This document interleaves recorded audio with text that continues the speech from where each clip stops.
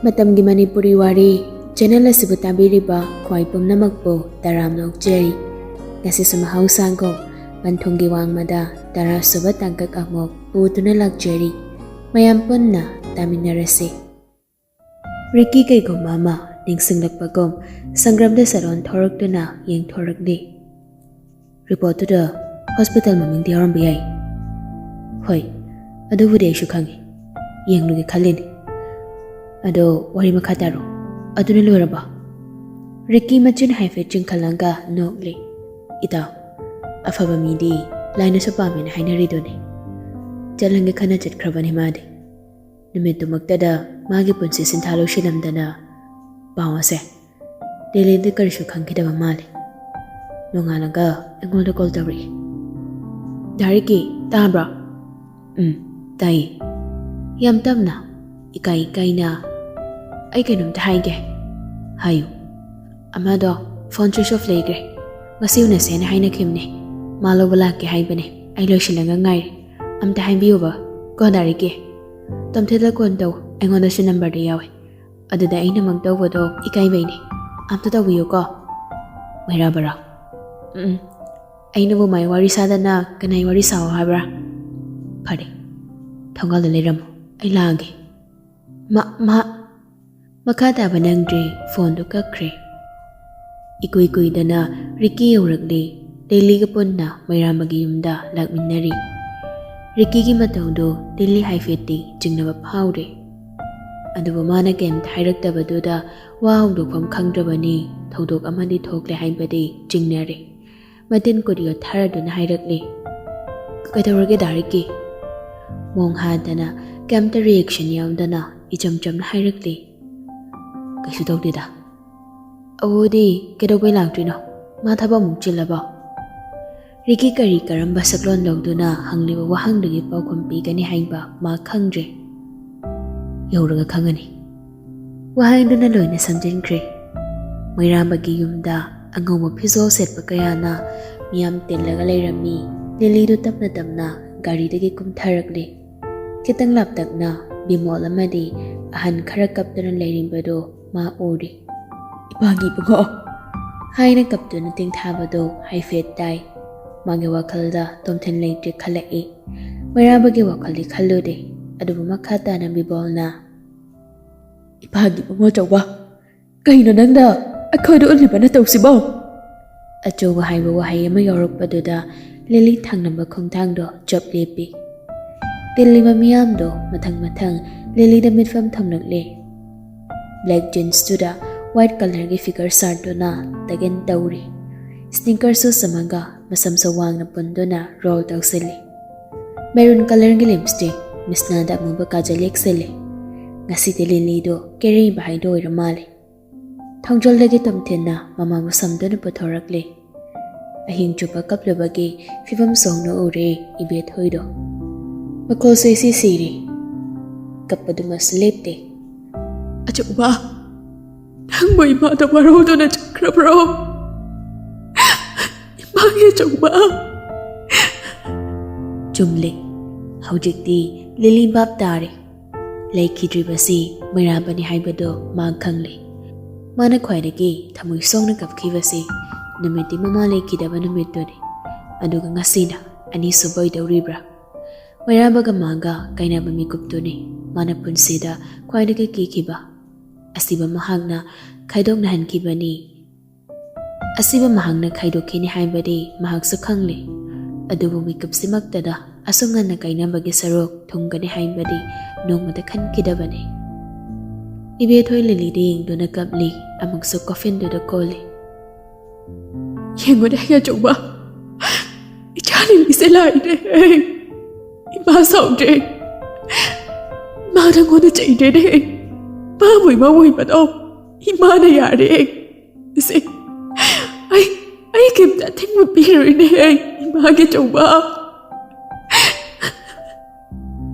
lili coffin mana ge ushilakle kapte mahag kapte wasu kemte ngangde coffin do da munning do na le makol dokta thamui da wakat libado mitsnani do na kangwa ngambagi pangal leirak draba mali khazayani dagi jentharak leba pirang do ꯂꯩꯃꯥꯏꯗ ꯇꯞ ꯇꯞ ꯇꯥꯔꯛꯂꯦ.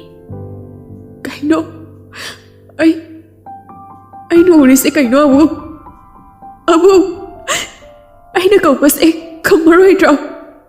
ꯈꯪꯃꯣ, ꯅꯪ ꯃꯣꯏꯅ ꯀꯧꯕꯁꯦ ꯌꯥꯝ ꯇꯥꯅꯤꯡꯉꯦ ꯍꯥꯏꯇꯥꯏꯅꯦ. ꯀꯩꯅꯣ ꯅꯪꯅ ꯇꯧꯔꯤꯁꯦ? ꯇꯧꯁꯤꯟꯅꯅꯨ, ꯍꯧꯒꯠꯂꯣ. ꯅꯪ ꯑꯩꯉꯣꯟꯗ ꯐꯥꯒꯤ ꯇꯧꯒꯅꯨ. ꯁꯦ ꯍꯧꯒꯠꯂꯣ. ꯉꯔꯥꯡꯗ ꯅꯠꯇ꯭ꯔꯣ ꯕꯥꯅꯤ ꯍꯔꯥꯎ ꯍꯔꯥꯎ ꯋꯥꯔꯤ ꯁꯥꯈꯤꯕꯗꯣ? ꯅꯪ ꯉꯁꯥꯏ ꯂꯧ ꯂꯥꯛꯅꯤ ꯍꯥꯏꯔꯝꯂꯒ ꯀꯩꯒꯤ ꯇꯨꯝꯁꯤꯟꯗꯨꯅ ꯂꯩꯔꯤꯅꯣ? ꯑꯩ ꯅꯉꯣꯟꯗ ꯍꯥꯏꯗꯧ ꯋꯥ ꯌꯥꯝ ꯂꯩꯌꯦ. ꯁꯦ ꯍꯥꯏꯕ ꯍꯧꯗ꯭ꯔꯤꯌꯦ. ꯍꯧꯒꯠꯂꯣ. ꯀꯩꯒꯤꯅꯣ? ꯑꯩ ꯃꯥꯒꯤ ꯃꯁꯛꯁꯦ ꯑꯝꯇ ꯌꯦꯡꯖꯒꯦ. ꯁꯦ ꯃꯃꯥꯏ ꯑꯝꯇ ꯍꯥꯡꯕꯤꯌꯣ, ꯑꯝꯇ ꯍꯥꯡꯕꯤꯌꯣ. ꯀꯣꯐꯤꯟꯗꯨꯗ ꯃꯈꯨꯠ ꯊꯤꯟꯗꯨꯅ ꯀꯞꯂꯤ. ꯔꯤꯀꯤ ꯂꯤꯂꯤꯒꯤ ꯃꯈꯨꯠꯇ ꯐꯥꯔꯤ. ꯌꯥꯔꯣꯏ, ꯄꯣꯁꯃꯣꯔꯇꯦꯝ ꯇꯧꯗꯨꯅ ꯊꯝꯂꯕꯅꯤ. ꯂꯤꯂꯤ ꯔꯤꯀꯤꯒꯤ ꯃꯈꯨꯠ ꯄꯥꯏꯁꯤꯟꯗꯨꯅ ꯈꯨꯔꯨꯝꯗꯨꯅ ꯍꯥꯏꯔꯤ. ꯔꯤꯀꯤ, ꯑꯩ ꯑꯝꯇ ꯌꯦꯡꯖꯒꯦ. ꯑꯔꯣꯏꯕ ꯑꯣꯏꯅ ꯑꯝꯇ ꯌꯦꯡꯖꯒꯦ. ꯁꯦ ꯍꯥꯡꯗꯣꯛꯄꯤꯌꯨ ꯄ꯭ꯂꯤꯖ ꯔꯤꯀꯤ. ꯑꯉꯥꯎꯕꯤꯒꯤ ꯄꯥꯡꯈꯛꯅꯤ ꯇꯧꯔꯤꯕꯗꯣ. ꯔꯤꯀꯤ ꯅꯥꯀꯜꯗ ꯃꯉꯛ ꯆꯦꯞꯇꯨꯅ ꯀꯞꯇꯨꯅ ꯂꯩꯔꯤ. ꯂꯤꯂꯤ ꯑꯃꯨꯛ ꯃꯈꯥ ꯇꯥꯔꯛꯂꯤ. ꯃꯁꯤꯒꯤ ꯑꯌꯥꯝꯕ ꯐꯥꯎꯕ ꯄꯤꯕꯤꯔꯣꯏꯗꯕ꯭ꯔꯣ? ꯑꯕꯨ ꯊꯥꯕ꯭ꯔꯣ? ꯍꯧꯒꯠꯂꯣꯁꯦ. ꯃꯣꯏꯅ ꯅꯪꯒꯤ ꯅꯁꯛ ꯌꯦꯡꯒꯦ ꯌꯥꯗ꯭ꯔꯦ. ꯃꯣꯏ ꯃꯌꯥꯝꯅ ꯅꯪꯕꯨ ꯌꯦꯡꯕ ꯊꯦꯡꯉꯦ. ꯅꯪ ꯑꯩꯉꯣꯟꯗ ꯀꯔꯤꯁꯨ ꯍꯥꯏꯗꯅ ꯆꯠꯄ ꯌꯥꯔꯣꯏꯌꯦ. ꯃꯤꯀꯨꯞ ꯑꯃ ꯐꯥꯎꯕ ꯑꯩꯕꯨ ꯉꯥꯏꯔꯝꯗ꯭ꯔꯗꯤ ꯀꯔꯤꯒꯤꯔꯥ?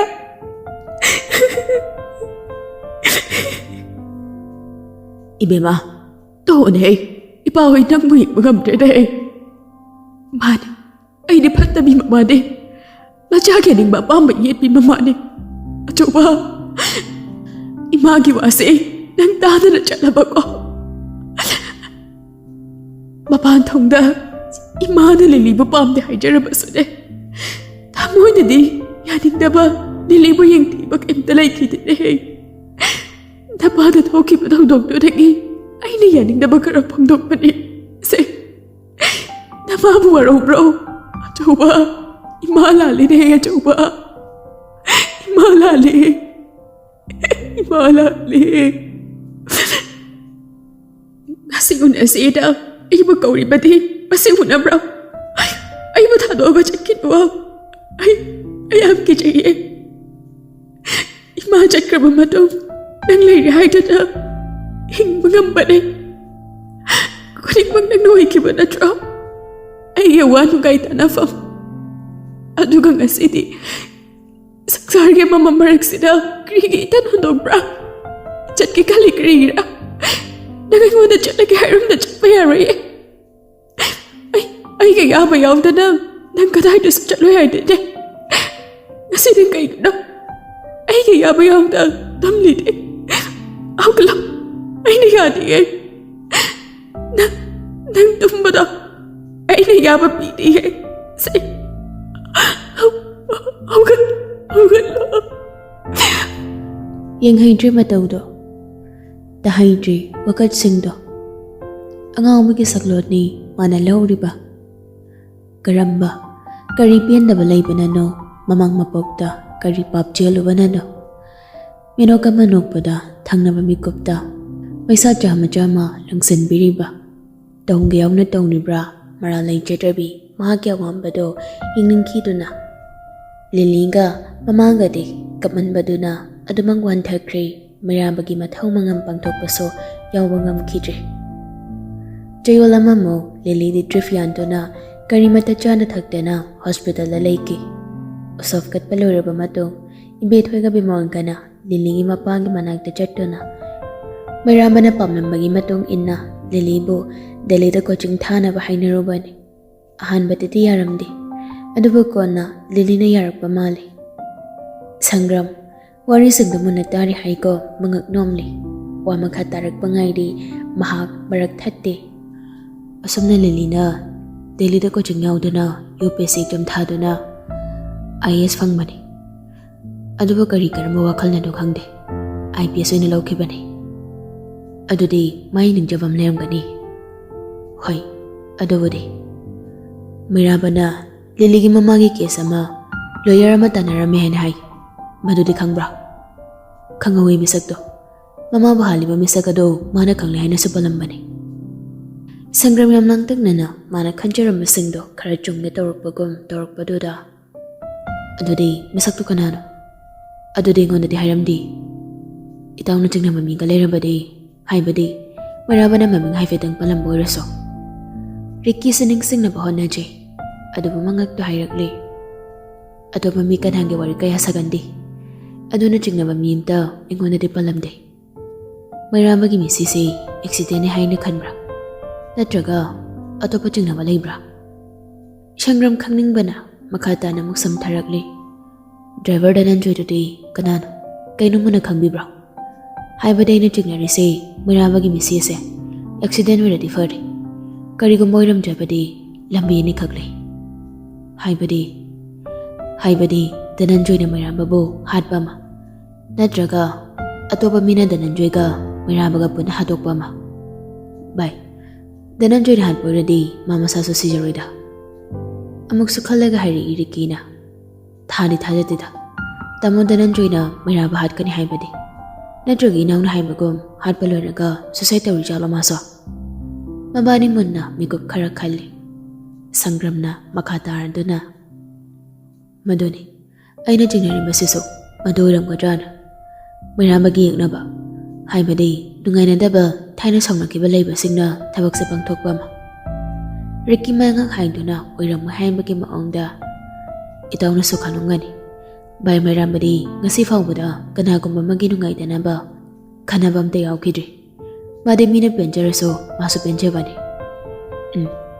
ꯑꯗꯨꯕꯨꯗꯤ ꯑꯩꯁꯨ ꯈꯪꯉꯤ ꯑꯗꯣ ꯏꯇꯥꯎ ꯋꯥꯔꯤꯁꯨ ꯅꯨꯡꯉꯥꯏ ꯃꯈꯥ ꯇꯥꯅ ꯈꯪꯅꯤꯡꯕ ꯂꯩꯔꯗꯤ ꯑꯃꯨꯛ ꯂꯥꯛꯆꯒꯦ ꯉꯁꯤꯒꯤꯗꯤ ꯍꯟꯅꯕ ꯇꯧꯔꯒꯦ ꯉꯁꯥꯏꯗꯒꯤ ꯇꯥꯎꯔꯤꯕ ꯆꯨꯊꯣꯛꯂꯨꯔꯤꯕ ꯋꯥꯈꯜ ꯃꯌꯥꯝ ꯑꯗꯣ ꯇꯩꯕꯨꯡꯗ ꯂꯥꯡꯕꯒꯨꯝ ꯔꯤꯛꯀꯤꯅ ꯉꯥꯏꯈꯣ ꯏꯇꯥꯎ ꯆꯥꯁꯨ ꯊꯛꯇ꯭ꯔꯤ ꯏꯇꯥꯎꯗ ꯑꯌꯨꯛꯀꯤ ꯆꯥꯛꯁꯨ ꯆꯥꯔꯝꯈꯤꯔꯣꯏ ꯍꯥꯎꯕ ꯍꯥꯎꯇꯕ ꯏꯃꯨꯡ ꯆꯪꯂꯒ ꯉꯁꯤꯗꯤ ꯃꯍꯥꯎ ꯌꯦꯡꯂꯨꯁꯤꯗꯅ ꯍꯪꯒꯣꯏꯕꯤꯒꯗ꯭ꯔꯥꯗꯤ ꯈꯪꯗꯦ ꯔꯤꯛꯀꯤꯒꯤ ꯋꯥꯗꯨꯗ ꯁꯪꯒ꯭ꯔꯝꯅ ꯅꯣꯛꯂꯗꯨꯅ ꯑꯁ ꯏꯇꯥꯎꯁꯤꯃ ꯑꯣꯟꯊꯣꯛꯄꯅꯤꯗ ꯑꯩꯉꯣꯟꯗ ꯍꯪꯒꯣꯏꯕ ꯈꯦꯠꯅꯕ ꯀꯩꯝꯇꯗ ꯂꯩꯇꯦ ꯉꯁꯤꯒꯤꯗꯤ ꯅꯨꯡꯉꯥꯏꯔꯣꯏ ꯑꯩ ꯆꯠꯀꯗꯕ ꯊꯕꯛ ꯑꯃꯁꯨ ꯂꯩꯔꯤ ꯑꯗꯨꯒꯤꯅꯤ ꯋꯥꯔꯧꯕ ꯌꯥꯗꯦ ꯏꯇꯥꯎ ꯍꯣꯏ ꯑꯗꯨꯗꯤ ꯏꯇꯥꯎ ꯑꯩ ꯊꯣꯡꯒꯥꯜꯁꯤꯗ ꯂꯩꯍꯧꯔꯦꯀꯣ ꯑꯆꯧꯕ ꯊꯥꯡꯕ ꯉꯝꯂꯔꯣꯏꯗꯕ ꯄꯣꯠꯂꯨꯝ ꯑꯃ ꯄꯨꯔꯒ ꯂꯝꯕꯤꯗ ꯆꯠꯂꯤꯉꯩꯗ ꯈꯪꯅ ꯆꯥꯟꯅꯕ ꯑꯃ ꯂꯥꯛꯇꯨꯅ ꯋꯥꯔꯤ ꯋꯥꯇꯥꯏ ꯇꯧꯗꯨꯅ ꯄꯣꯠꯂꯨꯝ ꯑꯃ ꯊꯥꯡꯗꯃꯤꯟꯅꯕꯒꯨꯝ ꯁꯪꯒ꯭ꯔꯝ ꯃꯁꯥ ꯃꯊꯟꯇ ꯌꯥꯝꯅ ꯍꯔꯥꯎꯅ ꯂꯥꯛꯂꯤ ꯒꯥꯔꯤ ꯊꯧꯅꯁꯨ ꯈꯜꯂꯤ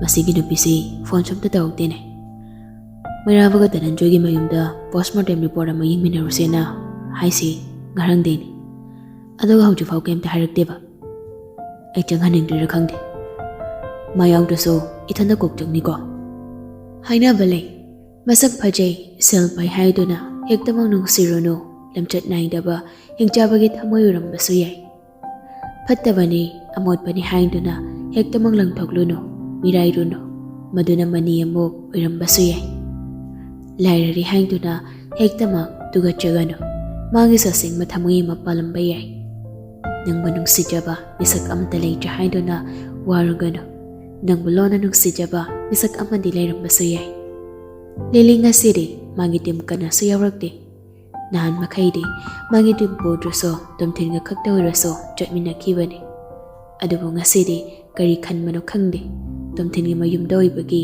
ꯅꯨꯡꯉꯥꯏꯔꯣꯏ ꯈꯜꯂꯤꯔꯥ ꯅꯠꯇ꯭ꯔꯒ ꯃꯤꯌꯥꯝꯅ ꯂꯥꯟꯅ ꯎꯅꯔꯛꯄꯗꯨꯗ ꯇꯜꯂꯕ꯭ꯔꯥ ꯈꯪꯗꯦ ꯃꯁꯥꯅ ꯒꯥꯔꯤ ꯊꯧꯗꯨꯅ ꯂꯥꯛꯂꯤ ꯂꯤꯂꯤ ꯑꯃꯗꯤ ꯁꯪꯒ꯭ꯔꯝꯗꯣ ꯄꯨꯟꯅ ꯃꯩꯔꯥꯕꯒꯤ ꯌꯨꯝꯗ ꯆꯪꯃꯤꯟꯅꯔꯛꯂꯤ ꯃꯪꯒꯣꯜꯗ ꯐꯣꯇꯣ ꯐ꯭ꯔꯦꯝ ꯃꯌꯥꯝ ꯊꯦꯠꯇꯨꯅ ꯊꯝꯂꯤꯕꯗꯨ ꯃꯩꯔꯥꯕꯒꯤꯁꯨ ꯌꯥꯎꯔꯤ ꯊꯣꯡꯖꯦꯜꯗꯨꯗ ꯁꯪꯒ꯭ꯔꯝ ꯃꯉꯛ ꯍꯥꯏꯐꯦꯠ ꯅꯣꯡꯈꯠꯂꯛꯂꯒ ꯌꯦꯡꯂꯤ ꯋꯥꯔꯤ ꯈꯨꯗꯤꯡꯃꯛ ꯈꯪꯂꯛꯂꯕ ꯁꯪꯒ꯭ꯔꯝ ꯐꯣꯇꯣꯁꯤꯡꯗꯨ ꯌꯦꯡꯅꯤꯡꯗꯨꯅ ꯌꯦꯡꯕ ꯅꯠꯇꯦ ꯂꯤꯂꯤꯒꯤ ꯔꯤꯑꯦꯛꯁꯟ ꯀꯔꯤ ꯂꯥꯛꯀꯦ ꯍꯥꯏꯗꯨꯅ ꯌꯦꯡꯂꯤꯕꯅꯤ ꯑꯗꯨꯕꯨ ꯂꯤꯂꯤꯗꯤ ꯍꯟꯅ ꯌꯦꯡꯂꯝꯗ꯭ꯔꯤ ꯏꯃꯥ ꯀꯧꯗꯨꯅ ꯏꯃꯨꯡꯗ ꯆꯪꯈꯤ ꯕꯤꯃꯣꯜꯁꯨ ꯐꯝꯗꯨꯅ ꯂꯩꯔꯝꯃꯤ ꯏꯕꯦꯊꯣꯏꯅ ꯂꯤꯂꯤꯕꯨ ꯃꯤꯅꯨꯡꯁꯤ ꯑꯃꯒ ꯂꯣꯏꯅꯅ ꯃꯃꯤꯠ ꯀꯨꯞꯇꯕ ꯃꯈꯩ ꯌꯦꯡꯖꯗꯨꯅ ꯂꯤꯂꯤꯕꯨ ꯀꯣꯟꯁꯤꯟꯗꯨꯅ ꯀꯞꯂꯤ ꯏꯃꯥ ꯄꯦꯜꯂꯦꯅꯦ ꯏꯃꯥ ꯄꯦꯜꯂꯦ ꯏꯆꯥꯅ ꯌꯨꯅꯤꯐꯣꯔꯝ ꯁꯦꯠꯇꯨꯅ ꯌꯨꯝꯁꯤꯗ ꯆꯪꯂꯛꯄꯁꯦ ꯏꯃꯥ ꯄꯦꯜꯂꯦ ꯑꯆꯧꯕꯅꯁꯨ ꯃꯃꯥꯏꯕꯨ ꯉꯥꯛꯄꯤꯔꯝꯂꯗꯤ Mama, nang mo mukhaurabo. Namit ko din kap ko na haiba siyade. Nang nakaplabaso, ato haiba loy dringay nupama thongjal da chaglakpa do ori. Thongjal dagi namit mangal chaglakpa na may thongdo di mikup da sing no ubang ngamdri. Kujalanja saung sada hairap manarakpa do da mapado ngang lapta ordo na. Ato ba? Hai na machinatap na sondo na hugalagli. Thang na mamikup da sangram na manakyaw salakpa da. Baba, ay sangram ni. Hai doon na magkudlo na doon na karamlagli. Oh, pamo. Ebo kay sir ni hai mo doon ribra. Hai baba, ming na doon kawiyo, sir kawiyo gano. Ibet hoy lili doon sindo na. Ibang mo sir sira, nang kalangin na nin hai ba daw. Lili hoy hai ba gom mga gnomli. May rabagi aksident ki matang da, ching na ba karali. Madugidamagta, lower ramaga investigation lang ni Haido na Lily na hana pang pikraba ni. Kangdre bang ako'y di ita na laikidaba do accident ni Haido na donation kraba ni. Ano ba yung Lily ka ato baga na kay nuwa karahay. Ako'y syukari hay ka tong no kangdre. Asing machong malaya di utok biyo. Mani. Ipahoy so mating panggi si Dalayri. Sangram na maragtiat doon na, Baba, dung nabam talayta na natsyada haibiyo. Babagi ang nabamina traga, itaw miramagi, nungay na kita ba, miga kang nabra.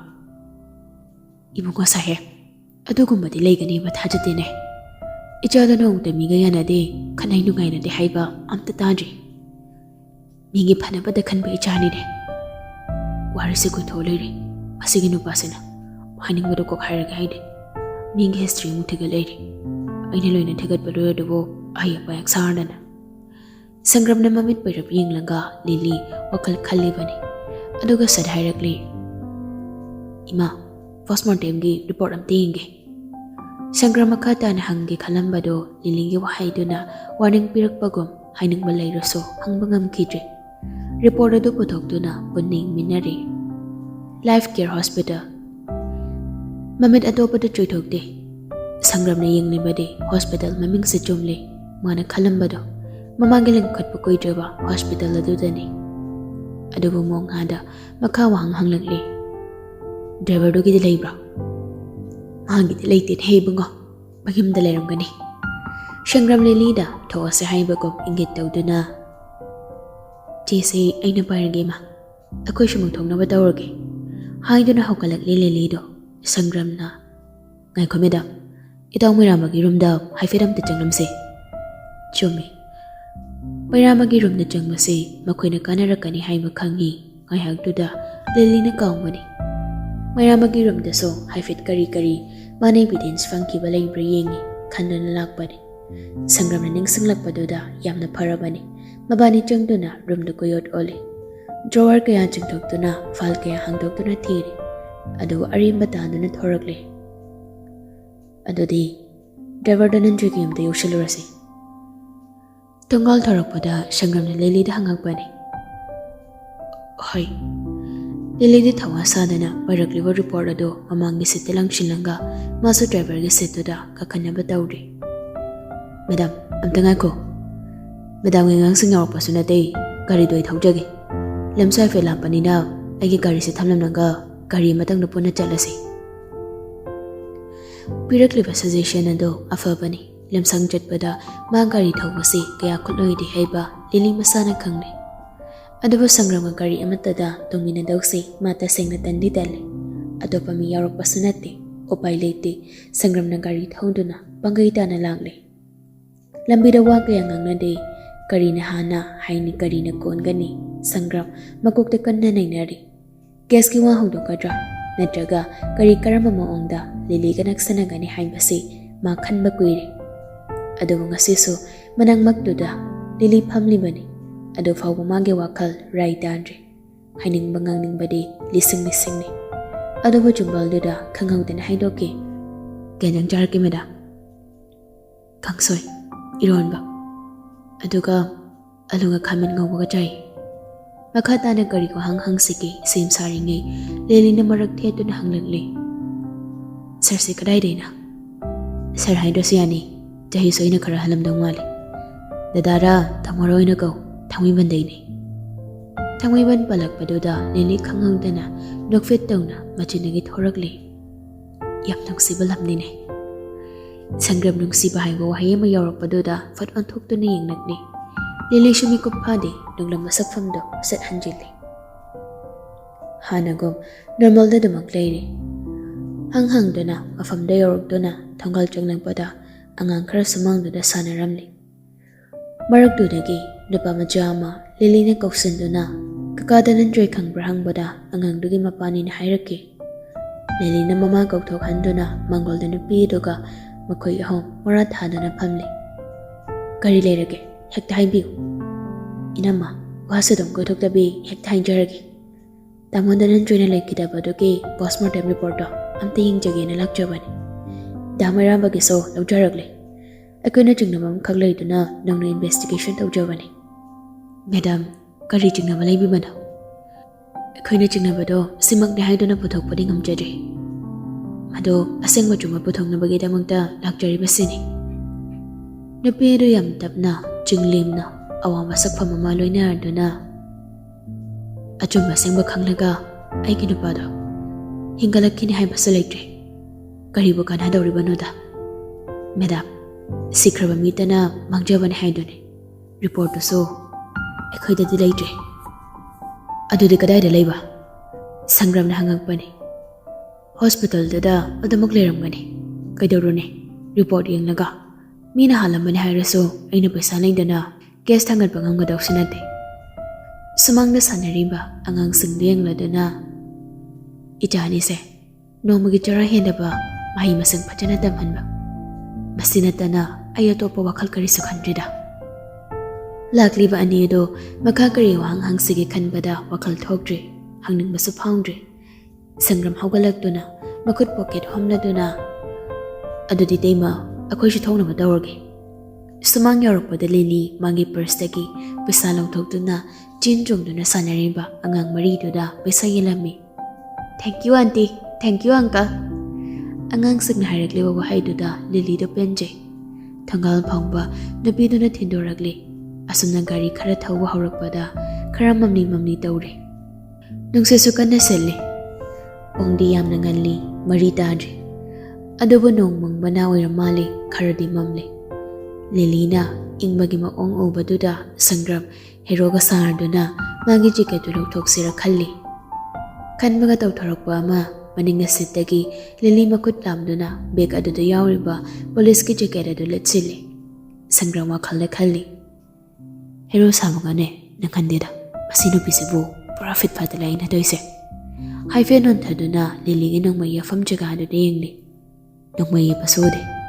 Kasi di mamnaga mamsalak baga yung na direct po sila neiba.